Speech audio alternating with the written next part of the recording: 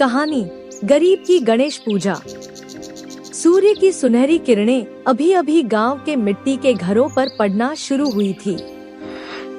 सुबह का शांत माहौल पक्षियों की चहचहाहट से गूंज रहा था।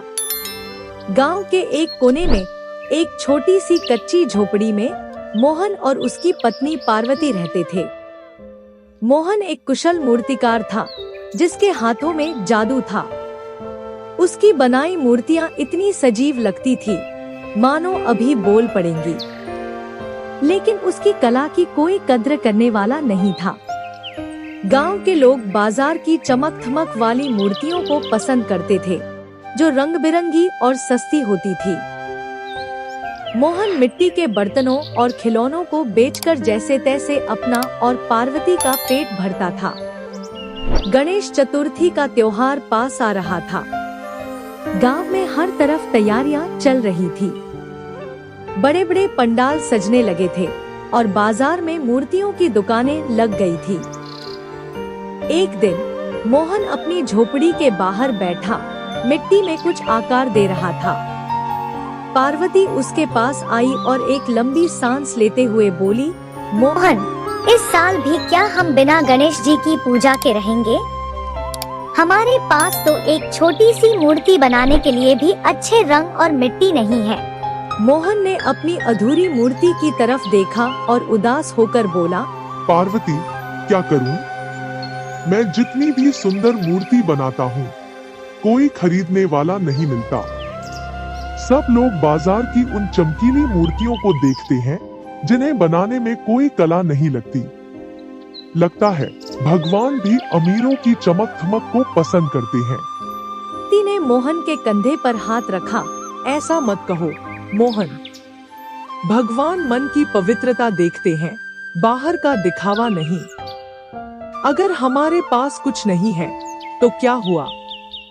हम अपने हाथों से एक मूर्ति बनाएंगे और उसे अपने प्रेम से सजाएंगे। मोहन को पार्वती की बातों से थोड़ी हिम्मत मिली। उसने एक सुंदर और छोटी गणेश जी की मूर्ति बनाना शुरू किया। उसने हर एक बारीक काम को बड़ी लगन से किया। मूर्ति में उसकी मेहनत, उसकी कला और उसकी अटूट श्रद्धा झलक रही थी। उसने सोचा कि भले ही कोई इसे न खरीदे, वह इस मूर्ति को अपने घर में ही स्थापित करेगा। मोहन ने कुछ खिलौने और मिट्टी के बर्तन लिए और गांव के बाजार में बेचने चला गया। बाजार में चारों तरफ चहल पहल थी। रंग बिरंगी गणेश जी की मूर्तियों से दुकानें सजी हुई थी। दूर से ही ढोलन गाड़ों की आवाजें सुनाई दे रही थी। मोहन एक कोने में अपनी छोटी सी दुकान लगाकर बैठ गया। तभी उसकी नजर एक बड़े व्यापारी सेठ धनराज पर पड़ी। सेठ धनराज ने गांव में सबसे बड़ी और महंगी मूर्ति खरीदी थी। मूर्ति पर सोने का पानी चढ़ा हुआ था और वह बेशकीमती रत्नों से जड़ी हुई थी। सेठ धनराज के पास गांव के पंडित जी खड़े थे। सेठ ने पंडित जी से कहा, पंडित जी, देखिए, मैंने इस साल कितनी बड़ी और सुंदर मूर्ति खरीदी है। इस पर मैंने लाखों रुपए खर्च किए हैं। भगवान तो मेरी भक्ति से प्रसन्न होकर मुझे और धन दौलत देंगे। पंडित जी ने मुस्कुराते हुए कहा, सेठ जी, आपकी भक्ति तो सराहनीय है। इतनी बड़ी मूर्ति से गांव में आपका मान सम्मान भी बढ़ेगा। मोहन यह सब सुन रहा था। उसके दिल में एक टीस उठी। उसने सोचा, सही कहते हैं पार्वती, आजकल तो भगवान भी अमीरों के साथ हैं। उदास होकर वह बिना कुछ बेचे ही घर वापस लौट आया। घर आकर उसने पार्वती को सारी बात बताई। पार्वती ने कहा, मोहन, तुम्हें क्या लगता है भगवान पैसों से खुश होते हैं? वह तो एक छोटे से फूल और पानी से भी खुश हो जाते हैं, बशर्ते वह सच्चे मन से अर्पित किया गया हो। चलो, हम अपनी पूजा की तैयारी करते हैं। मोहन ने अपनी बनाई हुई छोटी सी गणेश जी की मूर्ति को एक साफ जगह पर रखा। उन्होंने मूर्ति के सामने एक मिट्टी का दीपक जलाया। उन्होंने मूर्ति को फूलों से सजाया। न कोई महंगी मिठाई थी, न कोई भव्य पकवान। मोहन और पार्वती ने हाथ जोड़कर सच्चे मन से आरती की। उनकी आंखों में श्रद्धा के आंसू थे। हे भगवान गणेश, हमें क्षमा करना। हमारे पास आपको चढ़ाने के लिए कुछ नहीं है। न कोई महंगा प्रसाद है, न ही कोई सजावट। बस यह मिट्टी की मूर्ति और हमारा यह पवित्र मन है। कृपया इसे स्वीकार करें।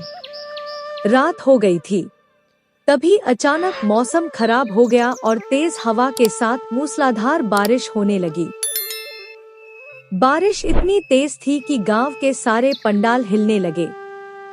सेठ धनराज का पंडाल सबसे बड़ा था। उनकी लाखों की मूर्ति पंडाल के बीच में रखी हुई थी। बारिश और तेज हवा के कारण पंडाल का एक हिस्सा गिर गया और सेठ की मूर्ति पर सीधा पानी गिरा। सेठ धनराज और उनके परिवार वाले यह देखकर बहुत दुखी हुए। उनकी लाखों की मूर्ति मिनटों में बेकार हो गई थी। सेठ को अपनी गलती का एहसास हुआ कि वह दिखावे और पैसे के बल पर भगवान को खुश करना चाहते थे। उसी समय मोहन और पार्वती की झोपड़ी में एक अद्भुत चमत्कार हुआ। उनकी छोटी सी मिट्टी की मूर्ति पर बारिश की एक बूंद भी नहीं गिरी थी। मिट्टी की मूर्ति, जो बिना किसी रंग के थी, अचानक एक दिव्य ज्योति से चमकने लगी। पूरी झोपड़ी उस रोशनी से भर गई। मोहन और पार्वती ने यह देखकर अपनी आंखें बंद कर ली। उन्हें महसूस हुआ कि भगवान गणेश स्वयं उनके सामने प्रकट हुए हैं। उन्होंने झुककर प्रणाम किया। अगली सुबह जब बारिश रुक गई, तभी पंडित जी की नजर मोहन की झोपड़ी पर पड़ी। उन्होंने देखा कि मोहन की छोटी सी मिट्टी की मूर्ति अभी भी चमक रही थी। वह झोपड़ी के अंदर गए और मोहन से पूछा, मोहन, तुम्हारी मूर्ति पर यह कैसा तेज है? यह तो अभी भी चमक रही है। मोहन ने कहा, पंडित जी, यह हमारे प्रेम और श्रद्धा का तेज है।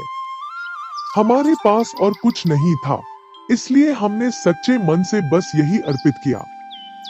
पंडित जी ने सेठ धनराज की तरफ मुड़कर कहा, सेठ जी, आपने देखा, भगवान को आपकी दौलत या दिखावे की जरूरत नहीं है।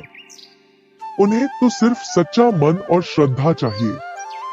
मोहन की गरीबी ने उसकी भक्ति को कमजोर नहीं होने दिया। भगवान ने उसकी सच्ची भक्ति का सम्मान किया है। सेठ धनराज ने मोहन की तरफ देखा। उनकी आंखों में पश्चाताप था। उन्होंने मोहन से कहा, मोहन, मैंने अपनी दौलत का घमंड किया, लेकिन आज मुझे समझ आया कि सच्ची भक्ति क्या होती है। तुम्हारी कला ही तुम्हारी दौलत है। आज से मैं तुम्हें गांव का सबसे बड़ा मूर्तिकार घोषित करता हूँ। तुम्हारी बनाई हुई हर मूर्ति को मैं खरीदूंगा। मोहन की आंखों में खुशी के आंसू आ गए। उसकी गरीबी दूर हो गई थी। उसने और पार्वती ने भगवान गणेश को धन्यवाद दिया। नैतिक शिक्षा। यह कहानी हमें सिखाती है कि भगवान को दिखावा नहीं, बल्कि सच्ची श्रद्धा और पवित्र मन पसंद है। कहानी अच्छी लगी हो तो लाइक करें और नई कहानियों के लिए चैनल को सब्सक्राइब करना ना भूलें।